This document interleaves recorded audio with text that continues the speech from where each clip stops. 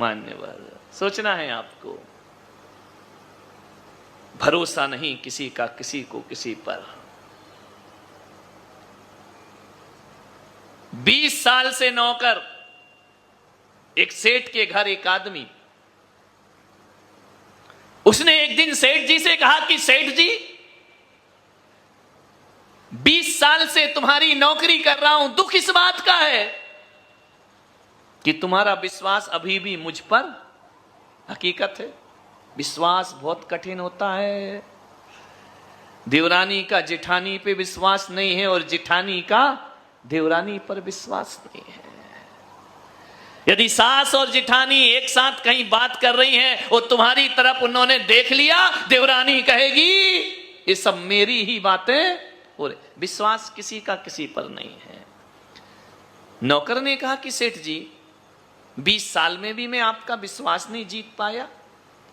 सेठ भी कौन, अपने विद्या प्रकाश दीवान। क्या किया उन्होंने? बोले कैसे नहीं जीता विश्वास? सब तो जीत लिया, फ्लैट दे दिया, चाबी दे दी, तिजोरी दे दी, चाबी दे दी, और तू कह रहा विश्वास नहीं? मुझे तो बहुत विश्वास है तुझ पर।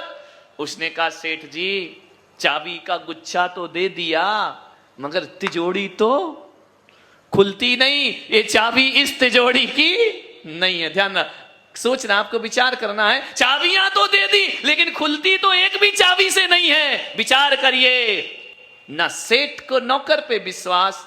और एक बात याद रख, नौकर जब तुझे चाबियां दे दी तो तू खोलने का प्रयास क्यों करता है? इसका मतलब तुझे भी तिजोरी पर विश्वास नहीं। रंचक दगा महा दुखदानी, सुख पावे संतोषी प्राणी। ध्यान, कितना छल है हमारे अंदर।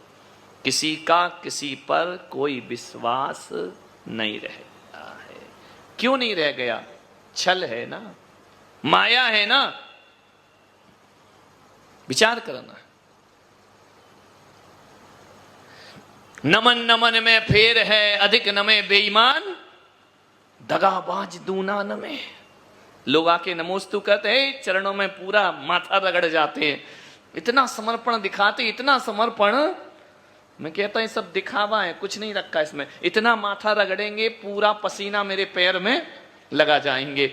मैंने कहा ये क्या कर रहे हो? बोले नमोस्तु कर रहे, हम आपके लिए समर्पित हैं, हम आपको जान भी दे सकते हैं। एक आदमी था बैयावृत्ति में रोज आता था, तेरे चरणों की धूल जो मिल जाए, सच कहता हूं मेरी तकदीर संभल जाए। एक बार संजू पाटनी मेरे पैर पोंछ रहा था, रगड़ रहा था नींबू से और नैपकिन से जोर जोर से। बाजू में एक आदमी बैठा था, बोले गुरुवर तेरे चरणों की मुझे धूल जो मिल जाए। मैंने कहा एक काम कर संजू पाटनी, जितनी धूल है दे दे इसको, ले जाए अपने घर में है? तो मैंने बोले ले जा।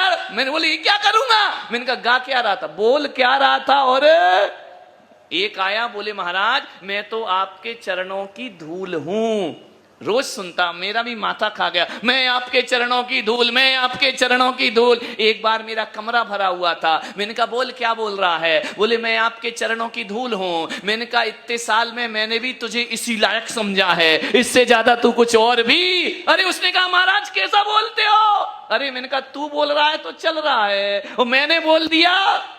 रंचक दगा बहुत दुखदानी। सोचिए आदमी कहता क्या है और होता क्या है। मैंने कहा चरणों की धूल चंदन गुलाल बनती है, ये पोंछ पांच के ले जा, है ऐसा चंदन इसी का तिलक करना बैठ करके। बोले नहीं महाराज ऐसा नहीं हो सकता है। तो मैंने कहा बोल क्यों रहा है? मन में होए सो वचन उचरिए, वचन होए सो। इसको ही छल बोला जाता है, ध्यान रखना। सोचना है आपको। आदमी कहता मेरे कमरे में कुछ होता है, कमरे के बाहर उसकी भाषा कुछ और हो जाया करती है। कमरे में तो कहता महाराज धन्य है, बहुत अच्छे, आप जैसे महाराज नहीं मिलेंगे। बाहर जाएगा अच्छा महाराज को ऐसा करना चाहिए। दत्त तेरे की, कहता कुछ और करता कुछ है। नमन नमन में फेर है, अधिक नमे बेईमान। जो जितना ज्यादा झुक रहा है ना, उससे सावधान रहना, ध्यान रखना, बहुत सावधान रहना। 25 साल की साधना में इतना तो हमें आ ही गया है, लोग कुंडलियां पढ़ते हैं, हम चेहरे पढ़ लिया करते हैं। ध्यान रखना, हम चेहरे पढ़ के बता देते हैं कि कौन क्या कर रहा है। इतना भी एक्सपीरियंस नहीं तो फिर महाराज बनने से फायदा क्या है। ध्यान रखना। लेकिन हम भी इतने होशियार हैं कि तुम्हारे सामने भोले ही बने रहते हैं। ध्यान रखना। जानते तो जन्नत की ध्यान रखना, जन्नत की हकीकत सबको मालूम है। हकीकत क्या हुआ करती कौन नहीं जानता। एक बात याद रखना, किसी के पास हमारे शब्द पहुंचे या ना पहुंचे, हमारी भावनाएं पहुंच जाया करती हैं। ज्यादा समय नहीं लगता है आदमी को पढ़ने में। क्या बोल रहे, क्या कर रहे, क्या हैं, ध्यान रखना। किसी का मौन हो जाना, किसी का मंद मंद मुस्काना, किसी का मौन हो जाना, किसी का मंद मंद मुस्काना, लिए हैं राज अपने में, निगाहों में न बह जाना। ध्यान रखना। सच कहता हूं ये चेहरे बहुत भोले हैं, सच कहता हूं ये चेहरे बहुत भोले हैं, हकीकत में बारूद के गोले हैं ये चेहरे बहुत ही भोले। भोले चेहरे, ध्यान रखना। चेहरा भोला, जुबान कटार सी, ध्यान रखना। रंचक दगा बहुत दुखदानी, इतना तो समझ में आ ही जाता है। कोशिश मत करो, नकली नकली रहेगा और असली असली रहेगा। लाख कोशिश कर लो, जो है वो वही रहता है। मान्यवर, आपसे मैं निवेदन करना चाहता हूं, इंसान को पहचानना सीखिए। इंसान को नहीं पहचाने, जिंदगी में पग पग पे दगे मिलेंगे, धोखे मिलेंगे। जो तुम चाहते हो वो पहुंचता है, जो तुम बोलते हो वो कान तक ही जाता है। एक बुढ़िया थी, जंगल से निकल रही थी, सांझ होने को थी। एक घुड़सवार निकला। बुढ़िया ने कहा, ओ भाई, एक तो मेरा बुढ़ापा, दूसरे ये पोटली, तू मुझे घोड़े पे बिठा के उधर ले जाएगा? उसने कहा, चल हट बुढ़िया, तुझे कौन बिठाएगा। आगे बढ़ गया। बुढ़िया कुछ ना बोली, तेरी मर्जी।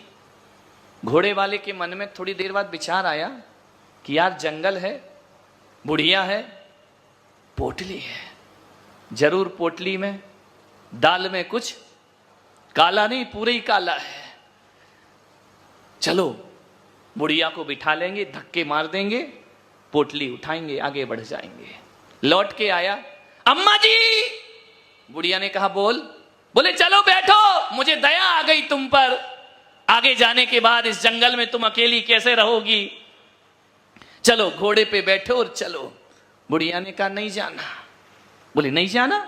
देखना कितनी रात घिर रही है, सांझ होने वाली है, तो मैं तुझे उधर छोड़ देता हूं। बुढ़िया ने कहा, मुझे अब जाना ही नहीं है। बोले, मतलब क्या, किसी ने कुछ कह दिया क्या? बुढ़िया ने कहा, जिसने तुझे कह दिया उसी ने मुझे कह दिया।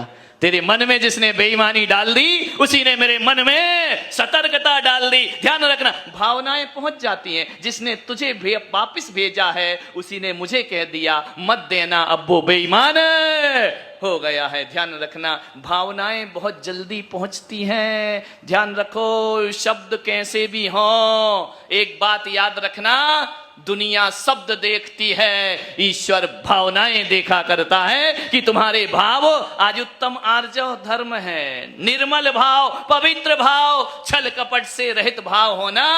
जैसा करोगे वैसा